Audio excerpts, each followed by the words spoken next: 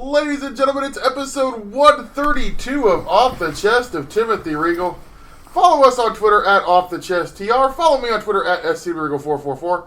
And follow the guy sitting across from me at One Real Smart Alex. Alex, I didn't get a lot of sleep. How about you? I did not get a lot of sleep. It is very early in the morning right now. It is not very early in the morning right now. It is very early in comparison to normalcy. We are, what's the word, normalcy? Is that the word I'm looking for? I guess. This is the earliest we've ever recorded. It is about just a little after 8:40 in the morning. But last night, we had a lot of fun. We were SCWPro. We were hot, Alex. Without question. Hey, what? I'm always hot. That's not what your wife tells me. What? Disrespectful. I am terrible. No, your wife says nothing but wonderful things about you. That's probably a lie too. Yeah. You did say you did claim last night to someone that I'd actually never tell the truth. That is true. That I'm the reverse of George Washington. Yeah. That offended me. Did it? Yes, very much so. Why? Because that's a lie. I tell the truth when it's convenient. When it's convenient. Timothy Regal, everybody. But I guess we should start off the show this week. Let's talk. I mean, there was some stuff that went down. There was so much stuff that went down. There was some stuff some going. People forgot some of the stuff that went down. Thankfully, I kind of wrote. I got a little written down here. I also have things written down. Yeah. We have notes this week. Mark Storm's not listening. Mark Storm quit listening to the show a long time ago. We got opened up the show. We had Ja C, the front man, the headliner. Big match, Ja, taking on a person I'm very high on this guy, man. I know you are. Always great to see him. The big boy from Georgia, Jamie Hall. Yep. Coming back this weekend. Really good, solid opening match. Ja picked up the victory, of course, with the headliner and the super kick. Ja then grabbed a mic, said, anniversary, no more running, no more hiding. It's time for JT Energy to pay. At anniversary, going to be JT Energy versus the front man Ja, one-on-one. This brought out JT Energy, who, of course, is still claiming that SCWPro is an unsafe working environment. He might have a point after last night. It's professional wrestling. We're not playing tiddlywinks or doing crochet, okay?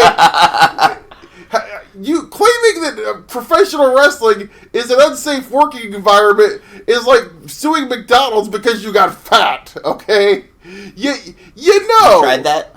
No, I didn't try that. I should have. But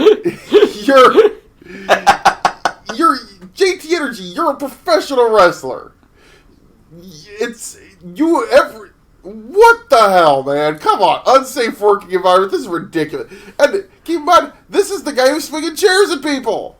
I believe it's called Big Match Cha. Yeah, comes out with this chair now. He's got a bandana around it and some eyes on it. Thinks he's mocking his former tag team partner. I mean, and as if that's not enough. As if it's not ridiculous enough. JT brings out a bunch of goons in black shirts and black pants, looking like some rejects from the Geek Squad, and claims now that he has booty guards. Yes, JT Energy has his own personal security force, and says that it's in his contract that Ja cannot touch him until anniversary. Now keep in mind, we've got 3 events still till anniversary. Yes.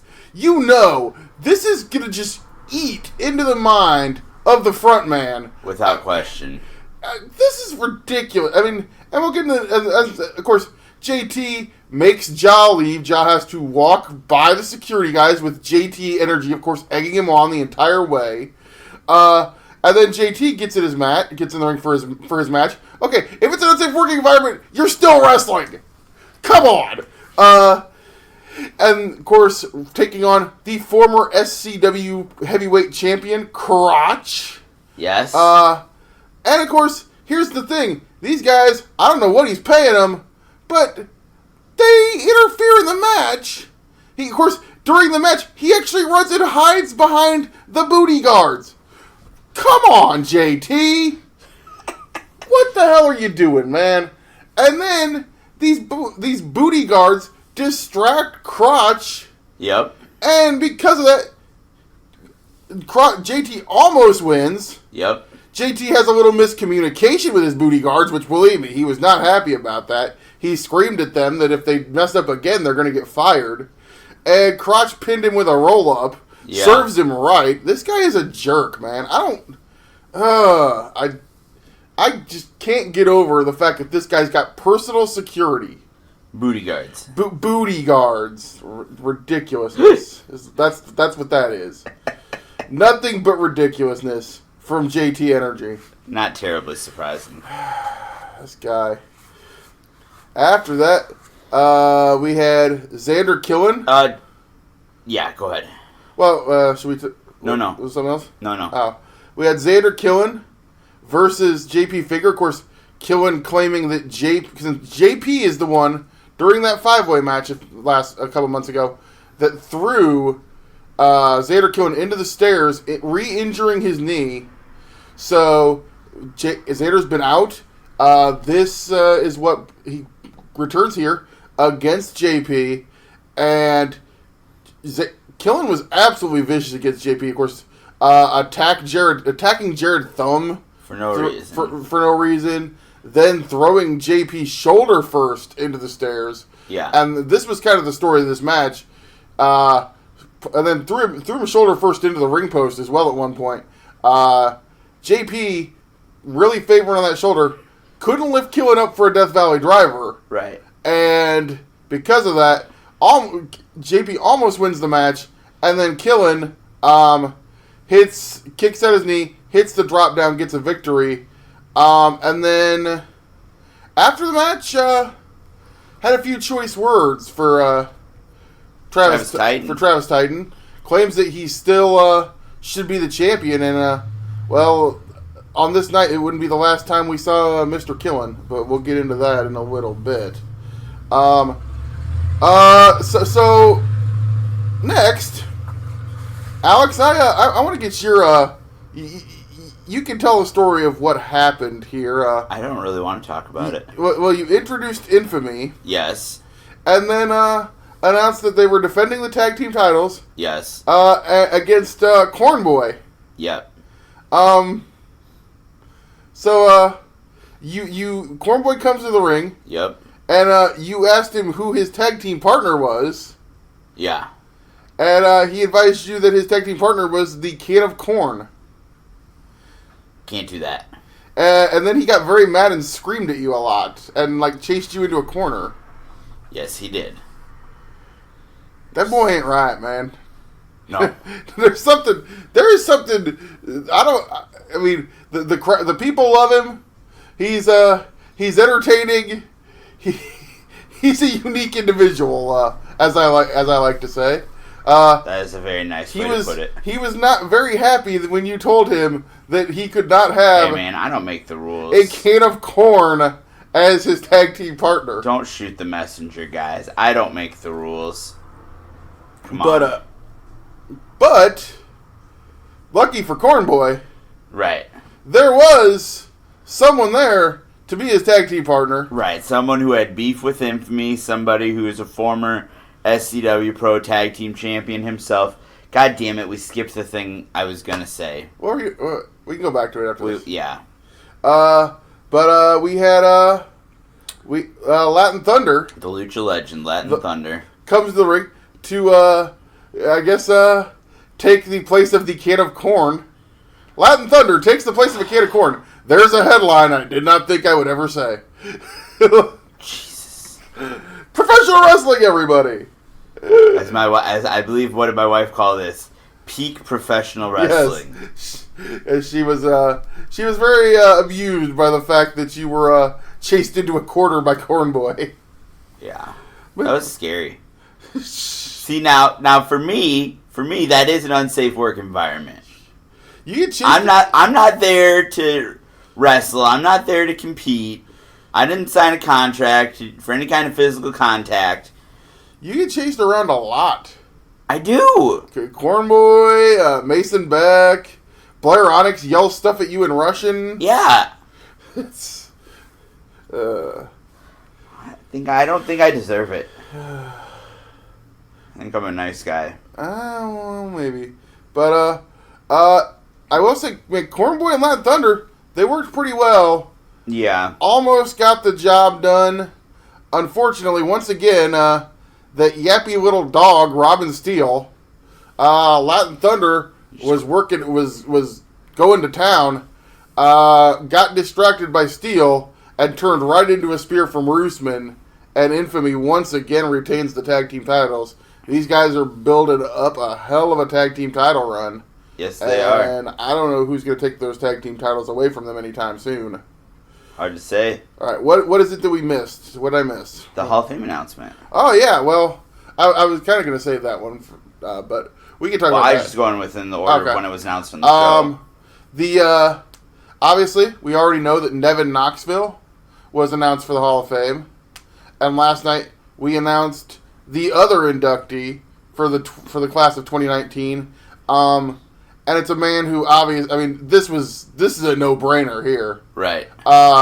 Literally the person who is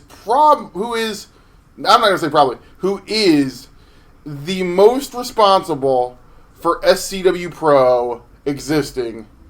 The king of Scott County, Mr. Stephen Youngblood, is going into the Hall of Fame.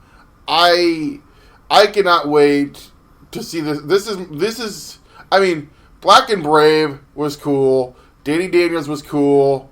We put Vader in for, pop, for giving us, the biggest pop of a house we ever had, and just being a former world champion and Hall of Famer that competed in SCW. But Bobby Dahl. I almost forgot Bobby, my one of my greatest friends in the business. But the thing for me personally is I wouldn't be in the business if it wasn't for Nevin Knoxville and Stephen Youngblood. Right. They're the two people that invited me to SCW Pro back in 2003 or 2002 when I was basically known for being a contributor on a local wrestling radio show that maybe 10 people listen to. I think that radio show may have had less listeners than our podcast. So, I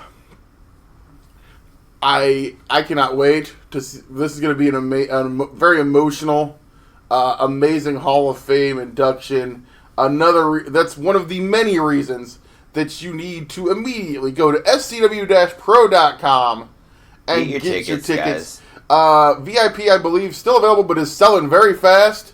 VIP gets you stage seating. Yep. And your meet and greet with one of the man himself, a GI Joe, Mr. Sergeant Slaughter. Yeah. Man, if I mentioned how as a GI Joe nerd growing up, how just jacked I am for have Sergeant Slaughter. No. To me, Sergeant Slaughter being an SCW Pro, the wrestling that he did, and being a former WWF World Champion is secondary to the fact that this guy was a G.I. Joe. Right.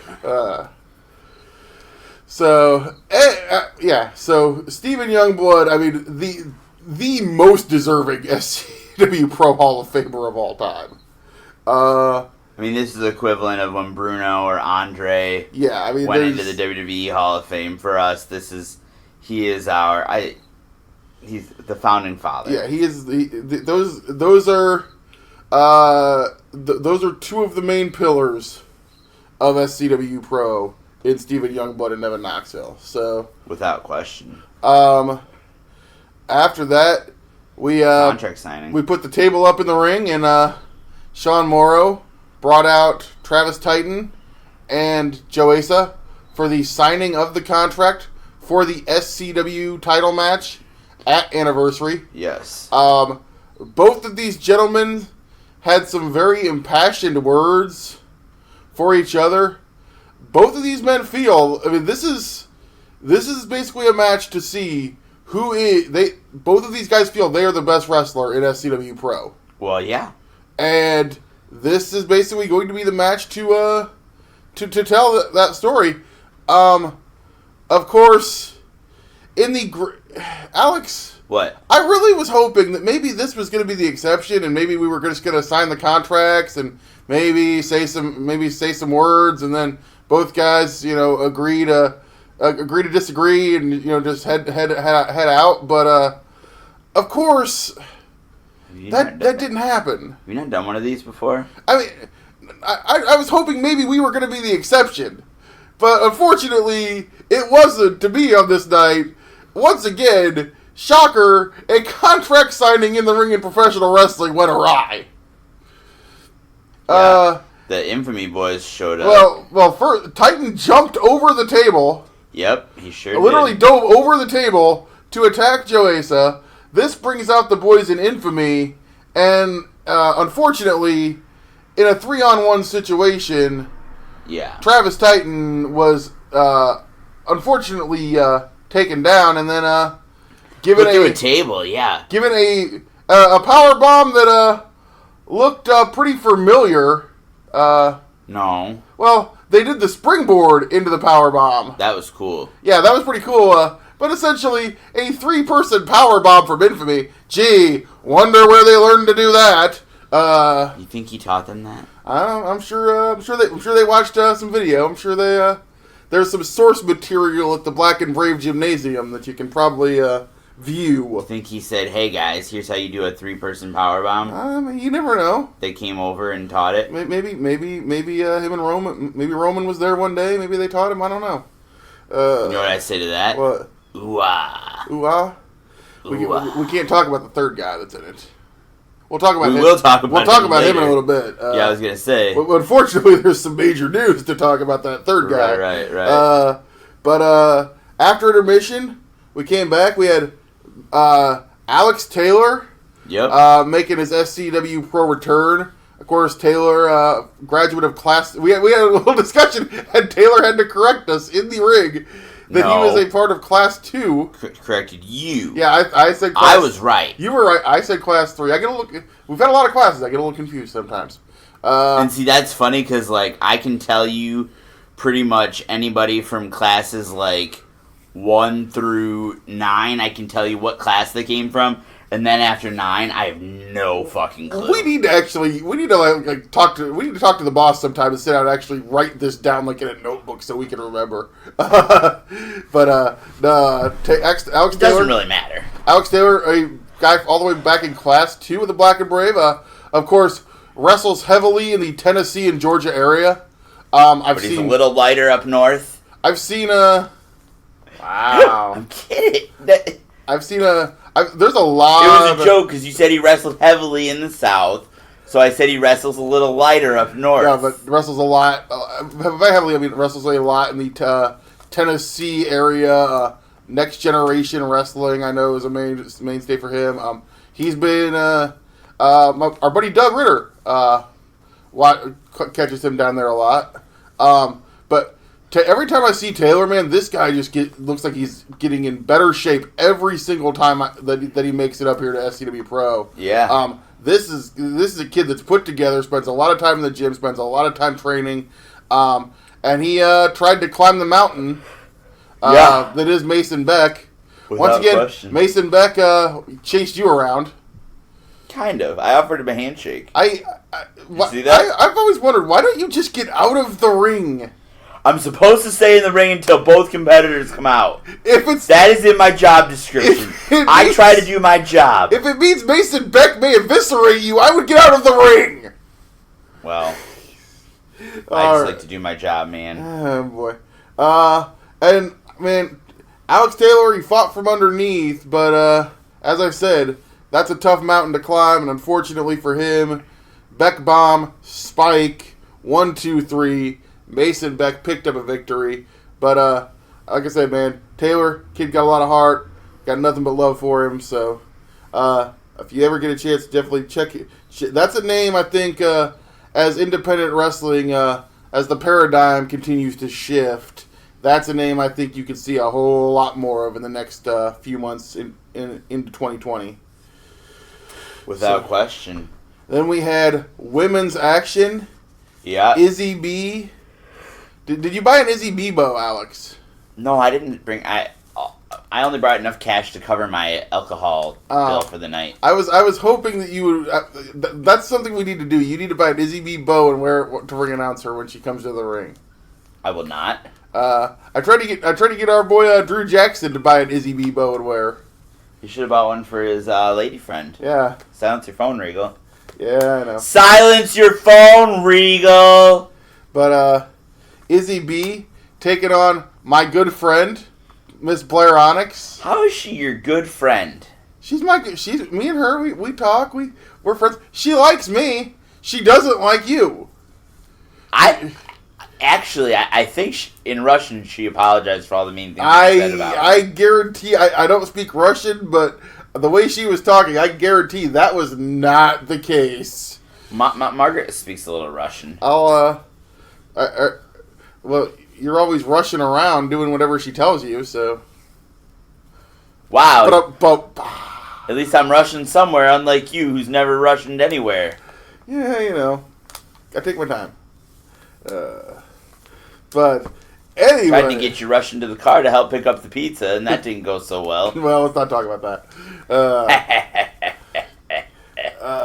Anyway, my good friend Blair Onyx definitely dominated the majority of this match. Izzy B, though, once again, she's a fighter. She's scrappy. She doesn't very scrappy, like somebody else. Doesn't give up, and never surrenders. What are you laughing at? I don't know. And I thought Blair Onyx had the victory here, but Blair Onyx unfortunately took a moment to yell at Larry, which I mean, Larry's just doing his job, man. I mean, everybody should yell at Larry. He's Larry, and Izzy B rolled up Blair Onyx for the victory. You seemed a little too happy about that, by the way. I'm worried you're a fan of Izzy B. I'm worried that you're not that your biased announcing is going to get in the way there, McMahon. What? Are you kidding me? I've never been biased in my life. Anyways, up next, it was a QC Cup match. That's right. The Huntsman, James Marsden. Yep, Jay Marsden. Is it Jay Marsden? Jay. Jordan Marsden? Jay. God damn it! This kid changes his name too fucking much.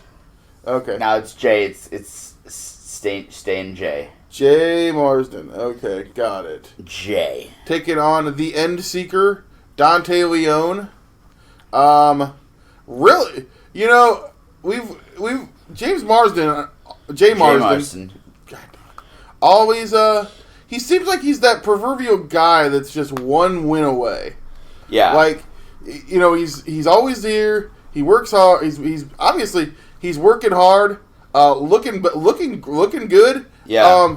Really took it to Leone here. These Absolutely. guys had a hard battle. Hitters. Yep. All around the building. Marsden almost pulled off the upset a couple of times, and then unfortunately he made the mistake of going into Dante Leone's territory, the top rope. Yep. And then Leone hit a Uranagi suplex that has anybody checked to see if Marsden's brain is scrambled eggs at this point after the way he's still available. He's still available. He's still alive. Okay, yes. we've got that. And then Leone hit the running cutter RKO. I don't think he calls it an RKO. I don't know. Does he have a term for it? I don't know. But hit a running cutter and got the 1, 2, 3. Still your QC Cup holder, Dante Leone. Again, who's going to take this? Dante's firing on all cylinders, man. And without question. I don't know who's going to take this cup from Dante Leone anytime soon. His cup runneth over. And then we had the main event, a matchup. Oh, shoot, we completely forgot something. What? What happened after Travis Titan got put through a table? Yes. We completely booched that one. As I said, we would not. It was not the last. A lot happened. yeah, so much happened that we forgot some of it. Wow. Well, I tweeted this. I tweeted last night. I was like, let us not forget that Xander Killen stole the SCWPro Championship. And somebody replied to my tweet, I did forget that happened. So Travis Titan has already been put through a table by 3 guys. Right. He's trying to get back to his feet. Yeah. And then all of a sudden, Xander Killen comes strolling in through the door, through the front door of the building. Yep. Jumps into the ring, grabs the title, clocks Travis Titan with it, and walks off with the belt. Yep. What a prick. This guy's an asshole. What the hell, man?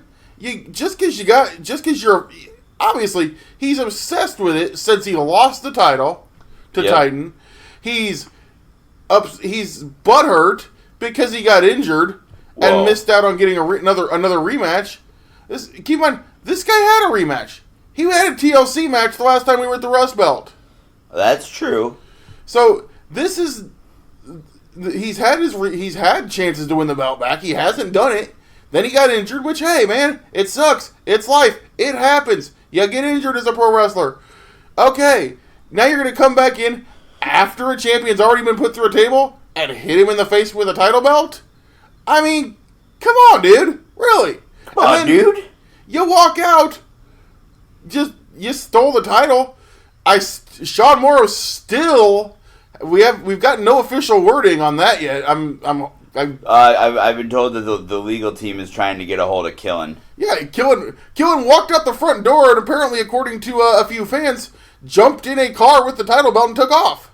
Well, so right now, Travis Titan is the SCWPro champion, but doesn't have a title.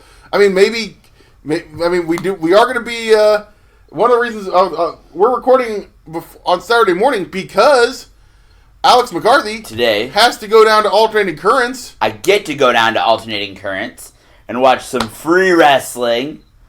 You have to announce all the action. Well, I have to ring announce. I unfortunately, due to other commitments, cannot be there. Yeah, Regal's got a booking at the electronics department. Wins and Losses Matter American Wrestling I've Theater. got a booking in the electronics department. He's the electronic champion. I'm something. The electronic champion at Wins and Losses Matter American Wrestling Theater. Maybe Xander Killen shows up at Alternating Currents, and hopefully we try to get him to... I mean, technically he's stolen property. Yeah, Walcott's Finest. See, he said he was going to kill JP, and I was like, somebody better notify Walcott's Finest. And then he commits a different crime. He's committing grand theft. I mean, that's an expensive title. That belt's appraised at a few $1,000s. Yes, without question. So yeah. What a night. Xander Killen, I mean, we're not done. No. Now that we can talk about the main event. Johnny Wisdom and the Shug, 2 SCW originals. Hard-hitting. 2 of the hardest hitters you're ever going to find. And these boys, they were not shy about hitting each other as hard as they could. This was absolutely old school, just 2 guys beating the hell out of each other. Johnny Wisdom at one point dropped the Shug on his damn head. Yep. With a back suplex that, it was.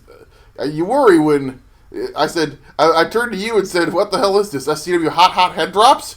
Well, that's a very effective way to take your opponent out of the equation. Yeah, it is. I guess drop them right on their goddamn head. So let's try it. I'll drop you on your head through the coffee table. I'll drop you on your head through the coffee table. If you could pick me up and do it, I almost would take it just for. This is Regal. Today I'm gonna get dropped head first to this coffee table. Whoop whoop. Hope you like it. Fuck this shit. So I'm the masked guy and you're superhuman. Yes. No, but unfortunately, like the Shug, I know the Shug. We suspended Connor Braxton. SCWPro management. SCWPro suspended Connor Braxton. I don't make those kinds of decisions. I'm gonna tell Braxton you made the vote to suspend him. I don't have a vote. Well, Braxton probably doesn't know that. He's not the brightest. He's not the brightest guy in the world. I'm gonna tell him that you said he's an idiot. Well, I mean, I'm gonna tell him you just say anything after you voted to suspend him. So I don't have a vote. He doesn't know that. He does know that because I'm saying I do not have a vote. Braxton doesn't listen to this. He's too dumb to know what a podcast is. Somebody's going to get this back to him. And I want the record to show I did not say anything bad about former SCWPro champion Connor Braxton from the first graduating class of the Black and Brave. You're such a something. Intelligent person who doesn't say stupid shit that's going to get his ass kicked. A very long gentleman. Yes. I am not a dumbass. God damn it. Oh, you're no fun at all. Oh, because I don't like saying stupid shit that gets my ass kicked. That's me. Not fun. Sorry, I've never gotten my ass kicked. Ooh. So, we thought with Braxton being suspended that the Shug would finally have a fair fight. Unfortunately, Mason Beck was still in the building. Because you voted to suspend him, and you were the only one that voted to suspend him. I absolutely in no way. The rest of us said, we don't really think that Mason Beck should be suspended. And Regal's like, I'm going to suspend him. I vote suspension. Suspension. Lies. Yep, that's how Regal voted. Walked right into that one. He voted to suspend Mason Beck, said Mason Beck was a coward, said he was a no-talent hack, said he was small and not good-looking, like Alex Taylor. He just, yeah. Now you're just making stuff up. Yeah, that's what all the things Regal said about Mason Beck. We need to let's get on there. So why? We're only like half hour through. We don't have that much to talk about. I'm trying to draw things out a little bit. We got a whole bunch to talk about. What are you talking about? Not important stuff. Yeah, sure. But anyway, Mason Beck comes in. Shug's about to hit the buzzsaw kick. He's got it aimed up. And Mason Beck hits the ring. Johnny Wisdom joins up with Mason Beck. They're beating him down 2-on-1. Yep. And the lights go out. Yep, little power outage at the Walcott Coliseum. And then I saw two guys in hoodies run past me with steel chairs. The lights come back on, and the first guy we see it's the Money Matt Cage returning. Yeah. To help out his buddy the Shug. Yep. And then that second hood comes off. Yep. And it's Merrick Brave holding a steel chair, and Merrick Brave and Matt Cage proceed to waylay Johnny Wisdom, waylay Mason Beck. Wisdom gets a money clip. Yep. Into a super kick for Merrick Brave. Yep. Obviously, the tide had turned. One of the loudest reactions I've ever heard in the Walcott Coliseum. I mean, the screaming from the people, and then Merrick Brave. I never thought we'd see it. Obviously, things can change. Yeah. At the Rust Belt anniversary, we're gonna have a Moline street fight, I guess, because it's not a walkout. A 6-man street fight. 6-man street fight. An East Moline street fight. East Moline street fight. East Moline's a pretty rough area, you know. Yes, rough streets. Hopefully they're not still under construction when we go back. That was a fucking mess. And a train. A train. Oh, dude, I got stuck by a train for over a half hour. Oh, really? I didn't get stuck by a train. Oh, yeah. You were working. I was working. You were working. I had a job. Yeah, no, I got stuck by a bunch of the guys. We were supposed to be there at a certain time. We all got stuck behind this giant, never-ending train. No, at the Rust Belt anniversary 6-man street fight, Mason Beck, Johnny Wisdom, and Connor Braxton versus Shane Hollister, Matt Cage, and Merrick Brave. Correction. Merrick fucking Brave. Yeah. We apologize for the language of Merrick Brave at SCWPro. He gets a little worked up occasionally. He was he was excited. He's fired up. He's excited. He wants to get back. He wants to get revenge. He wants he wants his hands on Connor Braxton. Yeah. He's the man who retired him. Yeah, he's not only that. Connor Braxton's the man that we had thought retired Merrick Brave. And then Braxton, and actually the man that we thought retired Matt Cage. Yes, we thought so. Braxton, not the best at retiring people. Braxton not getting the job done apparently. Well, then again, Merrick Brave was the one who retired the Shug. And so, a lot of retirements in this match. It's wrestling. Nobody ever really retires. I've said that. Nobody ever really retires unless you're Sick Nick Mondo. Unfortunately, the one guy who I'd give anything to come back never does. Me? No, Nick Mondo. Oh. But no. Well, and here's the thing. Merrick Brave is going to get back in there and going to be in a fight.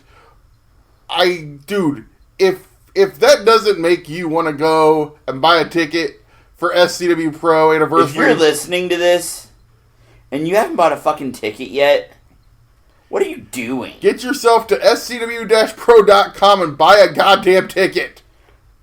Because realistically, if you've never seen Merrick Brave wrestle before, you're not going to get a lot more chances... Yeah, to see Merrick Brave wrestle. Obviously, this is the old situation. This is the old gunfighter coming back into the corral for one more round. Yeah. This is in the immortal words of Martin Scorsese, there's only so much a man can take, and then you got to pick up a bat. Yeah. This is Merrick Brave picking up his bat one more time and stepping back into the box. Yep. So... obviously, this is 6 guys, 2 sides that absolutely hate each other. This is going to be the Rust Belt's a pretty big building. Yeah. They may fight all the way into the taco bar for all I know. Is the taco bar open yet? I don't know. God, I hope it is. I haven't been there since. Yeah, I'm hoping the taco bar's open. They may fight down the street to what's the Racer's Edge, Hey Brian's Good Time bar. You never know. It's downtown East Moline. You can go a lot of places. Unfortunately, the adult bookstore is not open anymore. I mean, I don't know. What the hell is going on? Are we talking about wrestling or are we talking about bars and bookstores? I'm just saying. That sounds like a hell of a podcast. That does sound like a hell of a podcast. Bars and bookstores. I got a good podcast name recommendation last night from our friend Jen Boson. What's that? Starbucks and Fishnets. She said that'd be a good name for a podcast. It's a horrible name for a podcast. No, it'll be a horrible name for a podcast hosted by us. We look pretty ridiculous in fishnets.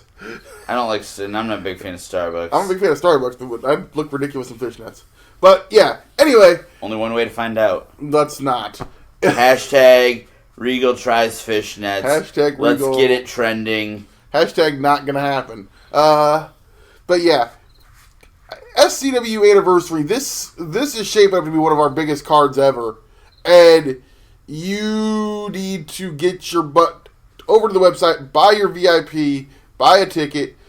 Obviously, this is, don't worry, it's not, even if you just want to come to the show this time, regular price tickets, that's a big... There will be $10 tickets available, There are $10 general admission tickets available. It's not like the last time we were at the Rust Belt. So you have, no excuse to not show up, not be a part of this amazing event. It's going to be happening, and I cannot wait. Speaking of things I can't wait for, Alex. What? But we're recording on Saturday morning. Yeah. You know where I'm going to be 1 week from today.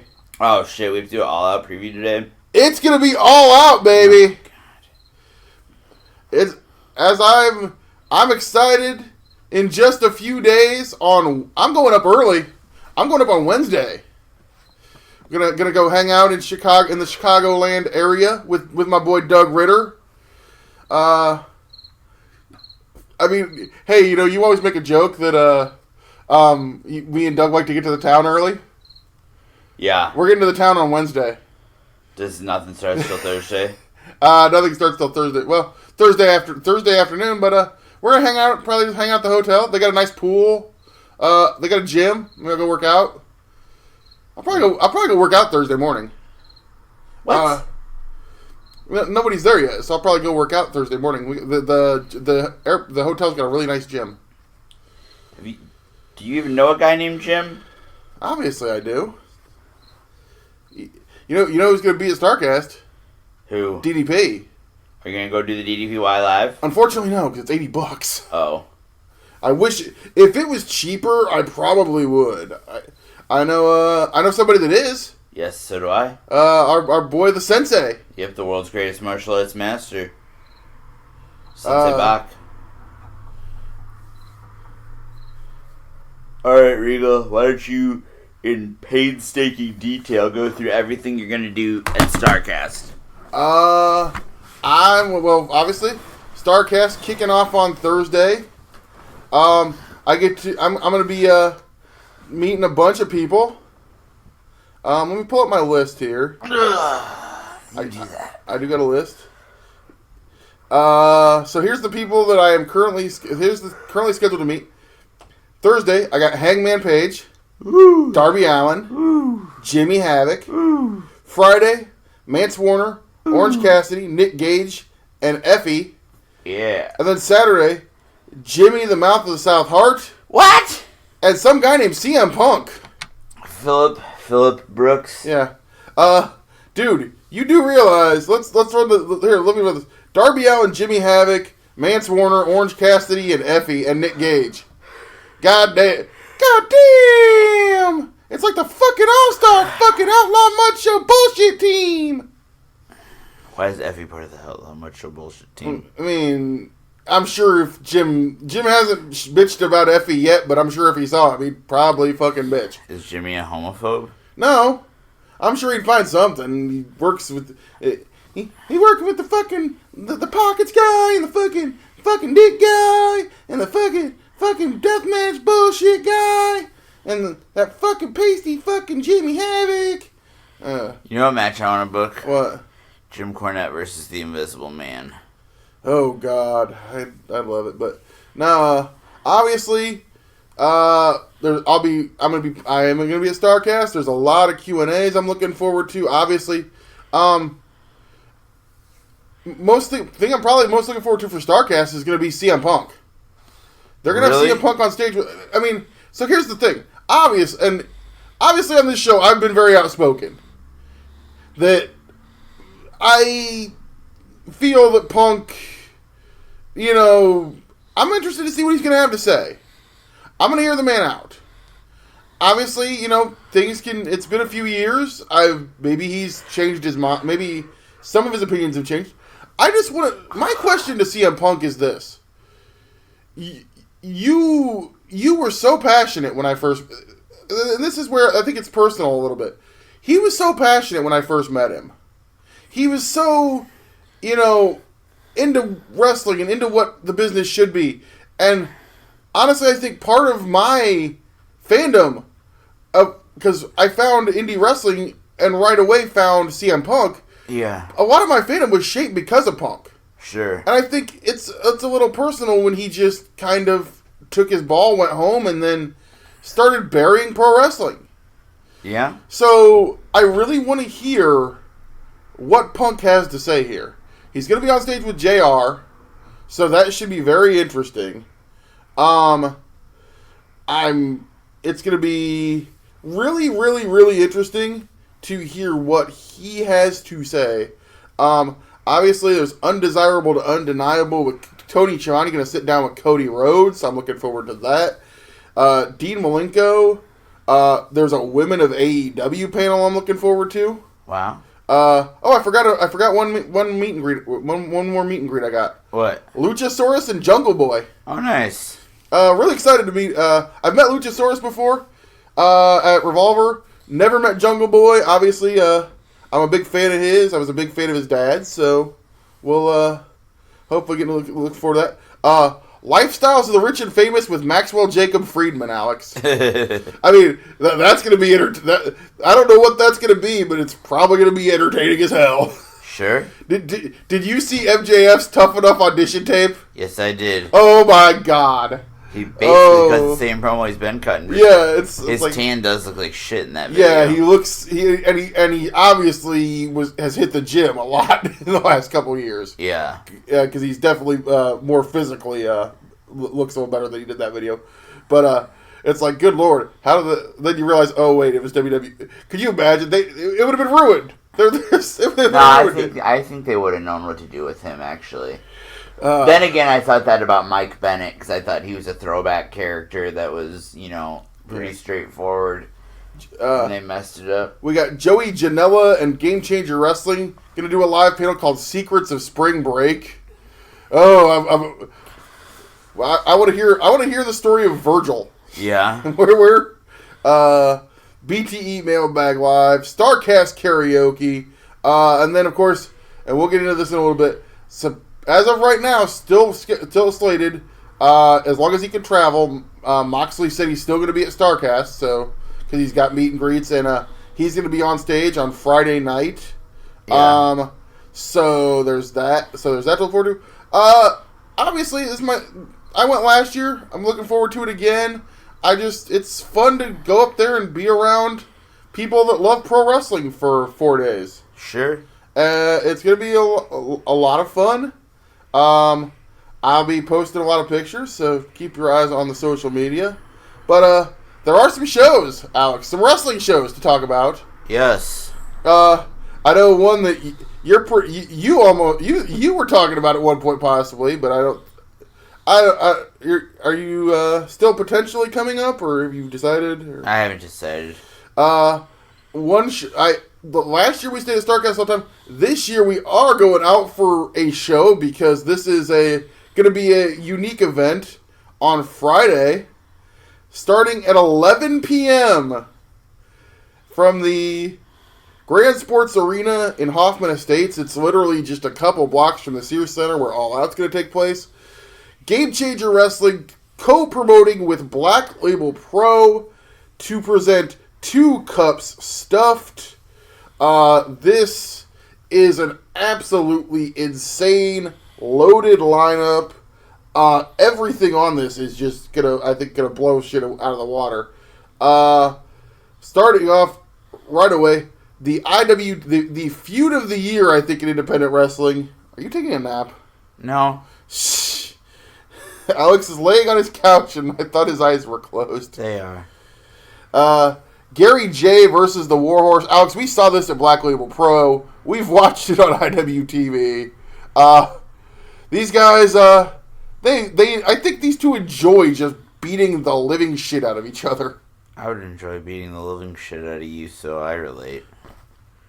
Wow. That's kind of a dickhead call. Are you seriously taking a nap? I have to conserve my energy. This is the closest I've had 2 shows back to back of each other. Oh Lord. Then we have Filthy Tom Lawler and Eric Stevens. Eric Stevens back in independent wrestling, looking amazing in 2019. This guy's probably going to be in the conversation for comeback of the year. A guy that's been out for I think damn near a decade. I think I've heard that, yeah. Taking on two guys we're pretty fond of. Violence is Forever. Dom Guarini and Kevin Koo. Yeah. That should be a hard-hitting match. Ethan Page taking on Homicide. Wow. I get to see Homicide live again in 2019. That's pretty insane. A 6-way lucha... What? Keep going. What? Keep going. What are you laughing at? Just keep going. This is a 6-way Lucha All-Star match. Black Taurus, Laredo Kid, Gringo Loco, Ray Horace, Aries, and Ophidian. That's just going to be insane. Then, Orange Cassidy taking on Gangrel, Alex. Yeah, man. Orange Cassidy versus fucking Gangrel. This is... It's going to be wild. Only the twisted, insane minds of Brett Lauderdale and Mikey Blanton could come up with some of this shit. Then in your game, I'm calling this your Game Changer Wrestling Special. The 6-person tables or doors, ladders, and chairs match. Not a tables, ladders, and chairs. A doors, ladders, and chairs match. Because it's Game Changer Wrestling. We don't use tables. We just put motherfuckers through doors. Knock, knock, bitch. Blake Christian, who everybody seems to love. I didn't get to see the beginning of the show, Game Changer show from Nashville. So, Blake Christian versus friend of the podcast, Jimmy Lloyd. Oh, I forgot he was a friend of the podcast. Yes, friend of the podcast from way back. Yeah. Alex versus whoop, whoop. Alex Zane. Alex Zane, pretty much I'd say, because he's not a rookie. He's been around for a few years, but I would say the breakout performer of 2019 right now. Versus G Raver versus Kobe Durst. He's the Black Label Pro Heavyweight Champion at this point. They do have a show today though, so. And then Matthew Justice. Who's he defending against today? I'd have to look. I'm not sure. Jake Parnell. Okay. Warhorse. But there is no Jake. Yeah, Warhorse. God damn it, get it right. This doors, ladders, and chairs is going to be just absolutely nuts. If I had to pick a winner here, I'm gonna go with my boy Matthew Justice. I love that guy. I'm gonna pick Kobe Durst. You're a big Kobe, okay? But Matthew Justice, a big giant dude. Keep in mind, Matthew Justice literally murdered someone WrestleMania weekend. Not literally. He murdered somebody at Black Craft Wrestling. Then your two main events. Alex McCarthy. What? I'm gonna be there live. By the way, we should shout out. Not just me gonna be there live. Doug Ritter gonna be there live. Gary Freeland gonna be in attendance. Yeah. At Black Label Pro and Game Changer, as we see the Southern Psychopath. Oh, Mensa, baby. Red light on. Taking on the King! Jerry, the King Lawler. Oh, my! Are you going to do your Cory Booker? Oh, dude, if I get to talk to Jerry, I'm so going to do, Jerry, this, the King! Oh, my God! I just said Cory Booker instead of Corey Macklin. Cory Booker. Wow! Racism! I didn't mean it. Regal. Wow. There will not just be one black person having an impersonation done of them on the podcast. We're going to have all of the black people having impressions of them done on the podcast. Wow. This is Bernie Sanders. I'm here to do impressions of everyone on the podcast. Free podcast impressions for everyone. All of the people, regardless of race. Black people, white people, Hispanic people, all of them will have their impression done on the podcast. It's me, Bernie Sanders. I'm running for the Democratic nomination in 2020, even though I'm not a Democrat. But if I am elected, everyone will be a Democrat. Free democracy for everyone. Free healthcare for everyone. Hey, Bernie. Free podcasts for everyone. Bernie. What? I got a question for you about this main event. The 1% is going to pay for it. Who do you think's going to win between Nick Gage and Effie? Everyone is going to win. Winners for all. Effie will win. Nick Gage will win. Everyone will win. Vote for me. 2020. Feel the burn. But not that kind of burn. If you're feeling the burn, I can get you some cream. Free healthcare for everybody. Everybody gets cream, whether you need it or not. Yeah. So, main event. Damn it, Regal. What? You said Bernie Sanders on the podcast. I know. Pretty awesome. Bernie Sanders. You never know. As we get closer to the election, maybe other people will show up, too. Game Changer Wrestling Heavyweight Championship. Nick Gage versus Effie.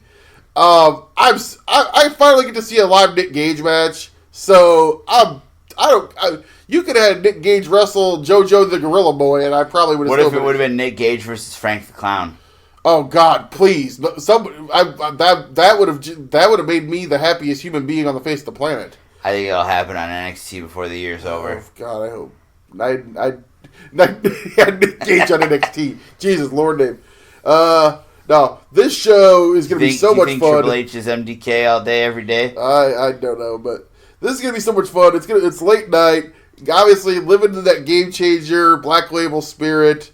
I'm going to guess there's probably going to be a lot of people that are drunk, probably myself included, and it's going to be a party. That's going to be amazing. And then we get to... A party in the USA? Because I got my hands up to playing my song. Hey, maybe James Jeffries can be in the, maybe James Jeffries can be in the DLC match. The downloadable content match? The doors, ladders, and chairs. Oh. Really quick, Alex, I do want to shout out. I'm not going to be there, but if you're not going to Starrcast, if you're not going to Starrcast, you're not going to, but you can go. AAW is presenting the Jim Lynam Memorial Tournament. Have you seen the lineup for this yet? Yeah. Cabana versus MJF, Josh Alexander versus Jake Something, Trey Miguel versus Myron Reed, Ace Austin versus Laredo Kid, Jacob Fatu versus Phil Atlas, Ace Romero versus... Phil Atlas? Jake Atlas, not Phil Atlas. Phil Atlas is a guy actually that wrestled at AEW in the very early years. Wasn't he an All Japan guy? I think he did make some tours All Japan too. Is that what I'm thinking of? Maybe. He was in the WWF for a while too, wasn't he? Who am I thinking of? Somebody else. But Ace Romero versus... I'm thinking of Phil Ace Romero versus Willie Mack. In probably the match I'm looking forward to the most during the first round, Kurt Stallion versus Joey Lynch. And then Jimmy Jacobs versus Eddie Kingston. This is obviously... The lineup is a great tournament. Generally, they get this up on high spots a few days after the tournament, so I will probably be checking this out sometime, hopefully within the next week or so. Very, very, very quick turnaround, usually. They don't wait like they do with most of the AEW shows for this one. Real quick, Alex, pick me a winner out of that lineup. Out of those 16 guys, who you think's winning the tournament this year? Daniel Makabe. He's not in it. Oh. He won the SCI. Well, that's why I thought he had good tournament experience. I don't think Makabe has been in AEW. Give it some time. I'm going to say Mance Warner. Mance Warner's not in this tournament. Fucking Christ, I have to listen when you talk? Yes! Bryce Remsburg. Wow. Cole Cabana. You're going Cabana? I wasn't listening! MJF. We're doing a podcast, motherfucker. Listen to me when I fucking talk. You talk a lot. It's a podcast. You're supposed to talk a lot. I should be on vocal rest. Oh, Jesus fucking Christ. In all seriousness, I'm going to say, I mean, I love the fact that they don't bring the same people back every year. That they do. There's obviously a few people that return, but they always try to make the tournament a little bit different. I think I'm going to go, you're looking at, you got a guy that's a heritage champion in here. You got, obviously you're going to try to build somebody up. I think the winner of the 2019 Jim Lynam Memorial, it's going to be Something. Really? I'm going to go with Jake Something. Okay. I'm going to go Jake Something. I think they build to a big match, build up to a big thing between him and Sami Callihan. Okay. Is he still in a stable? See, it looks like they did an angle where Stallion and Something quit wrestling. They retired?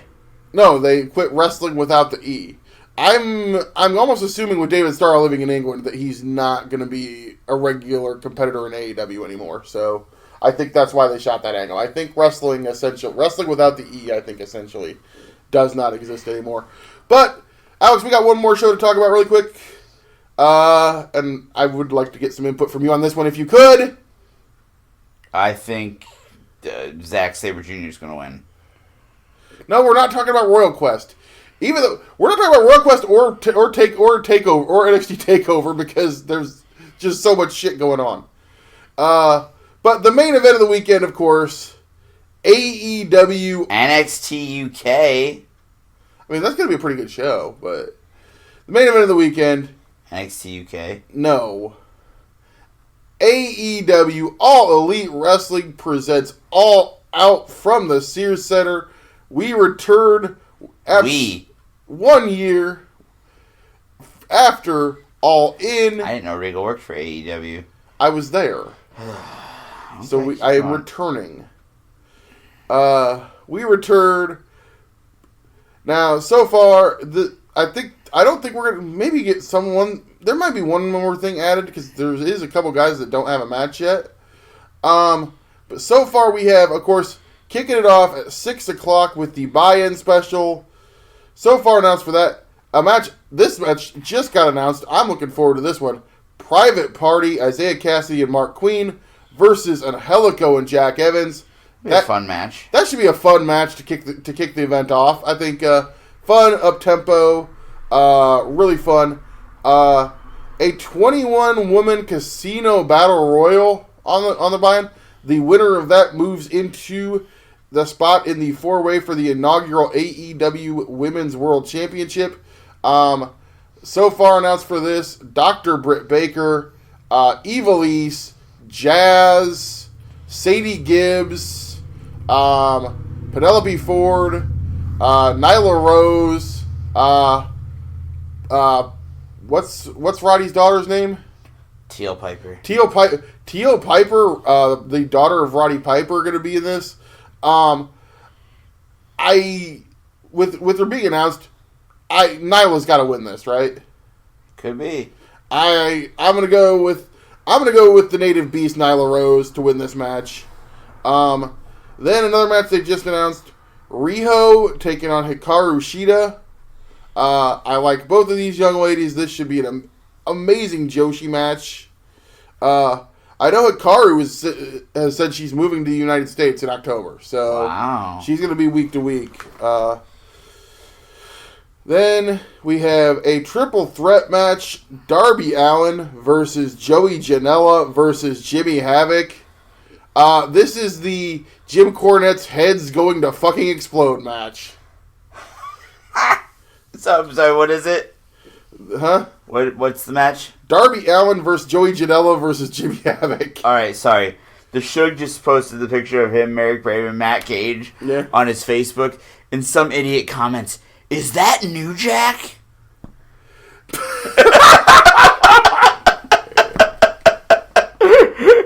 Matt Cage is fucking new. Yeah, we brought in fucking New Jack. Merrick Brave doesn't look anything like New Jack. Merrick Brave doesn't look anything like New Jack. That's pretty fucking amazing. Oh, God. No. Darby Allin, Joey Janela, and Jimmy Havoc. This should be a fun... Oh, my. This should be a fun fuckery match. It's going to be fun. Cody Rhodes versus Shawn Spears. Obviously, this match has been built up really, really well. Tully Blanchard is now Shawn Spears' advisor. Have they said who's going to be in Cody's corner? Cody's saying someone's going to be in his corner. He hasn't said who. It's going to be DDP. I have a theory. It's going to be MJF, I think. Because MJF doesn't have a match yet. So I have a theory. Who? Hold on. I'm going to play their music. Anticipation. We're waiting. I'm going to laugh my ass off. You're going through YouTube. I'll laugh my ass if there's an ad. Keep going. Keep talking. No, this... Here we go.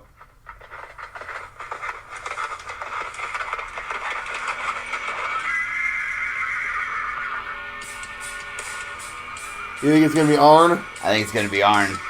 I can see that. I think it's going to be Arn. And then I think Arn's going to turn on Cody. God damn it. Just like he turned on Dustin. And then Dustin's going to be like, "You don't need no egg-sucking dog on anything to be a partner. Ain't nothing but a walk behind her. You walk behind her. And when you walk behind her, the view never changes. The view never changes. The view never changes, baby." No, this match has been built up amazingly through the videos. This is a match I cannot wait for. Obviously, there is a special connection when Cody walks into any AEW event with that crowd, and returning to the Sears Center, where we are now. He's gonna get a hero's welcome. It's gonna be huge. You think Cash Sono's gonna be there? Not hit him with the hero's welcome. No. Then we have... I don't know why that match was listed below this one. the Best Friends versus the Dark Order. Winner gets a first round bye in the AEW World Tag Team Championship Tournament. So the Best Friends had to win a match to get a first round bye. If you have to win a match to get a first round bye, there's no bye. Yeah. God damn it. Not everything. I get accused of being an AEW homer. God damn it, not everything is perfect because that's just fucking dumb. That is dumb. They had to wrestle a match to get a first round bye. If you have to wrestle 2 matches to get a first round bye, you had to wrestle 1 more match than you would have if you were just in the tournament. Therefore, there's no fucking bye. The end. Unless it's a round robin. Also, the Dark Order are great wrestlers. I am not into this gimmick at all. So yeah, I love Evil Uno and Stu Grayson as wrestlers, but the way they it just seems a little too hokey for AEW style. I don't understand what they're going for here. And they hired Orange Cat. They hired Pockets. God damn, they hired the fucking Pockets guy. Then we have, let's see, where was that? Okay, now we're up to your 3 main event matches here. In a ladder match for the AAA. Is that still on? Yes. Ladder match for the Phoenix AAA. Broke his leg last night. No, he did not. He's fine, thankfully. Oh, he is? Yeah, that was a very scary thing. Phoenix had what looked to be a leg injury. Looks like he just twisted his knee, so he will be okay. Okay. He was walking around fine about an hour later, apparently. Gotcha. Lucha Bros, Pentagon, and Phoenix taking on the Young Bucks in a ladder match. It was pretty much at the moment they pulled the ladder out at Fight for the Fallen that I knew what we were getting, and I called Douglas, I'm like, we're getting the match I wanted last year at All Out. It's Phoenix Twins. It's Lucha Bros versus the Bucks in a ladder match. Did you say the Phoenix Twins? Phoenix Twins, yeah. The Phoenix Twins against the Young Bucks. No. Phoenix and Penta.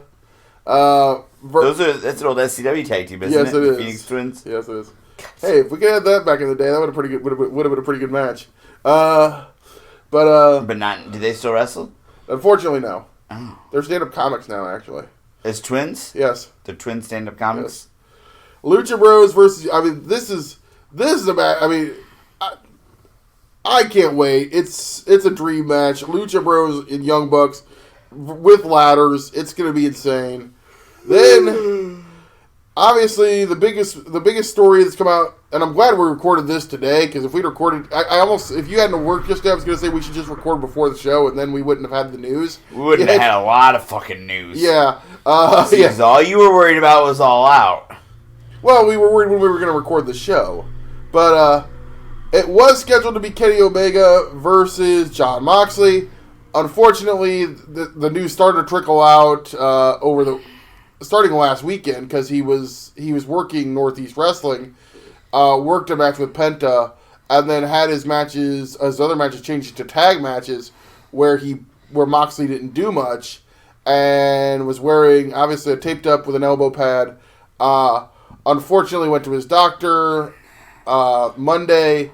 Found out, unfortunately, during the G1 at some point, he sustained a cut to his elbow that may have gotten infected, and got infected with pretty major MRSA infection, it sounds like. Yeah. Which, if anybody out there doesn't know, MRSA is pretty much a staph infection on fucking steroids. Yeah. They're nasty. You can actually die from them.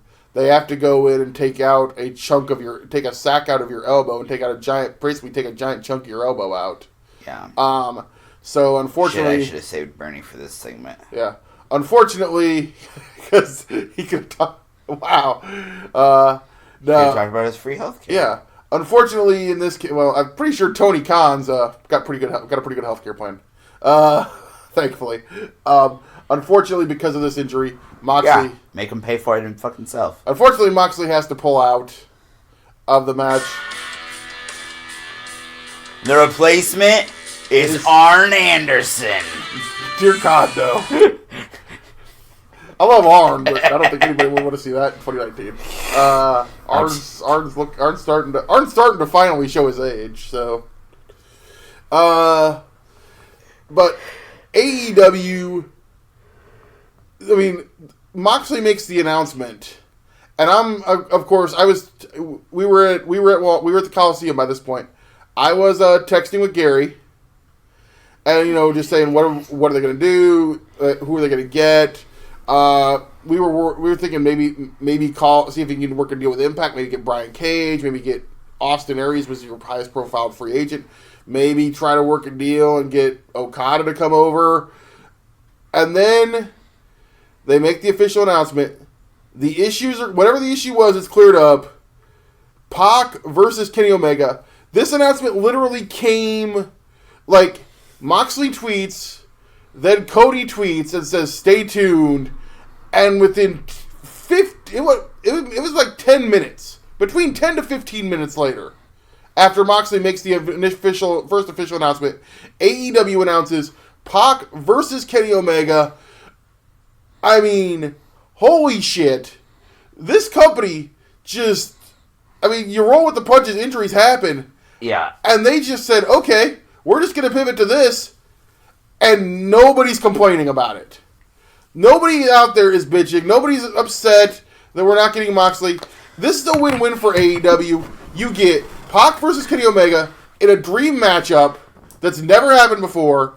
And then when AEW TV starts in a month, Moxley will be healthy. You build it up on TV. This is a happy accident for AEW. It's a win-win for them. It's all good. I'm pumped. I'm excited. I honestly think it's a different style match, but I think Kenny Omega and Pac are going to go out there and they're going to tear the fucking house down. You're going to seriously try to tell me that Adrian Neville, a cruiserweight, is a suitable replacement for former 3-time WWE heavyweight champion Dean Ambrose? WWE superfan Alex McCarthy, everybody. Vince, call me, baby. Call me. Call me. Christ. We forgot to talk about our future employer. The WWE Podcast Network. I'm going to work for the AEW Podcast Network. They don't have a podcast network, you mark. They're going to have one. But we got one more match on All Out, and then we're going to get out of here. I got a text while we were recording that says I can come into work at any time I want. So I'm going to go in a little bit early so I can get out early. Adam Page, the Hangman, and I think they've done a sufficient job building him as a heavyweight. Oh, I absolutely do. I don't. I don't think they've built him as a credible heavyweight title contender at all. I think they've given him easy wins, easy matches. I think losing against guys who don't really matter, so they put him against guys who don't really matter, so they could build up his wins. Losing the Pac match at Double or Nothing hurt because I think he was supposed to go over there. Sure, well, obviously. And they put him in the Battle Royal to have him get there. Unfortunately, but that 4-way that he had at Fight for the Fallen, or Fighter Fest, that didn't do anything for him. And did he even wrestle at? Who did he wrestle at? Kip Sabian. Yeah. I mean, who the fuck's Kip Sabian? But that was more to tell the angle where Jericho came out and bloodied him, and then Hangman came back when Jericho was cutting his promo, and then that was to build the angle. I get that, but I'm saying I don't think they have built him as a credible heavyweight title contender. You also forget, Alex, that fan base, and keep in mind we're coming back to the scene where what did he do at All? Was he even on All In? Him and Joey Janela in the street fight, and they stole the show. Oh, they had a good match. So that was honestly probably my favorite match on the show, if I'm being honest. That was my favorite match on the show. So, I think with this, and you have to remember the fan base you're going into here. This is the hardest of the hardcores of AEW, obviously. Passionate smarks who will, stick, and defend you to the death, and you can do no wrong. And they'll defend horrible booking. Why do you gotta be that way? I just don't think they've built him as a credible contender. I don't think so at all. I think his matches have been against credible challengers. They haven't given him a real match to prove that that he deserves to be in the main event. So I'm going to shock you. He won a pre-show jobber battle royal. Here's the thing. I'm going to shock you. What? Page isn't winning. I don't think so either. I hope he isn't. I think if he isn't, I think it hurts them big time. No, I think they're going. I think Cody's an old school booker. Money's in the chase. Yeah, I agree. I think you put the title on your biggest heel. I think so too. I think, and especially, you don't know how much longer Jericho's going to want to keep going. Right. So I think you have to strike while the iron is hot. I think we're going to get Chris Jericho as the heavyweight champion, and then I think we're going to get somebody, probably Kenny Omega, coming out after the match to set up an angle going into the future. All I'm saying is I don't think this is your best first heavyweight title match. I don't think they did a sufficient job building Hangman, and they say, "Oh, we think he's a star. We think he's a star." Well, then book him like a star, because he did a 4-way against nobody that you'd really gotten super over well, except for MJF, and I think I think if he does win, I think it's pretty obvious that his first program is going to be MJF. I mean, yeah, that's if Hangman does win, I think. Either way, I think Hangman's next program is MJF. But what the hell? What's it doing? Installing software. Oh, I didn't tell it to do that, did I? It automatically does that sometimes. Oh. I don't know.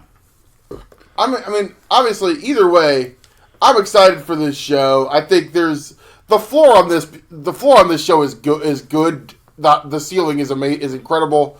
And it's probably going to end up somewhere in the great range, in my opinion. AEW is pretty much, outside of a few minor hiccups, I think they've done a great job so far. And this is our last big show before we start up weekly TV. Obviously, it's all out for a reason. This is the all out start of All Elite Wrestling. They're going all out. Yeah. I can't wait. Obviously, I was there at All In, which, we've debated this on the podcast. Wasn't an indie show. I've always said, essentially, at this point, it's episode 0. It was the pilot episode for All Elite Wrestling, in my opinion. Paid for by Ring of Honor and New Japan. And there's actually been some statements that have made me believe that Tony Khan was... They were meeting with Tony Khan before All Out. Or before All In. So, Tony may have been slightly involved before. And essentially, I firmly believe they conned Joe Koff and Ring of Honor into essentially doing an infomercial for their new wrestling company. Which, fuck you, Ring of Honor. So, you deserved it anyway. But no, I'm excited. Obviously, next week, we'll be back and we'll talk about what happened. And maybe you can tell us if Travis Titan got his belt back in alternating currents. Sure.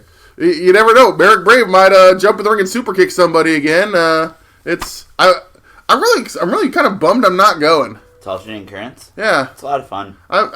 Maybe next year I'll actually try to make it.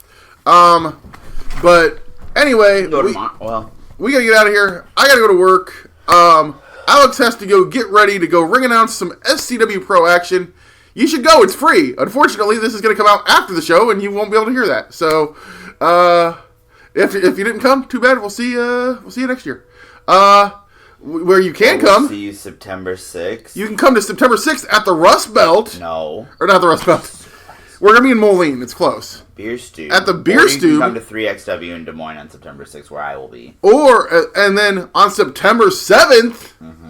SCWPro is going to make its return. We'll talk about this, obviously. We got a few episodes before that. But SCWPro makes its return to Hawkamania at the Wildwood Smokehouse Saloon in Iowa City with a big, huge... Dude, we talked about him in the Lynam Memorial. We talked about him in AEW. Evolve star Kurt Stallion is coming to SCWPro to take on the Corin Belt Cowboy. You imagine... What happens if Stallion wins the Iowa title? I don't know. I mean, could you imagine Kurt Stallion, running around with the Iowa title? That guy's crazy. He might, you never know what he might do. But anyway, come out, see some SCWPro action. I hope you all show up at Alternative Currents today. If you don't, show up at the Beer Stew, show up at Hawkamania. Definitely get your tickets for the Rust Belt anniversary. Gonna be one of the biggest shows ever. I'm excited. It's all out week. Royal Quest Takeover. Goddamn, there's a lot of wrestling next weekend. All right. So, we already did the plugs at the beginning of the show, Alex. Let's get out of here. All right, bye. Go put your suit on.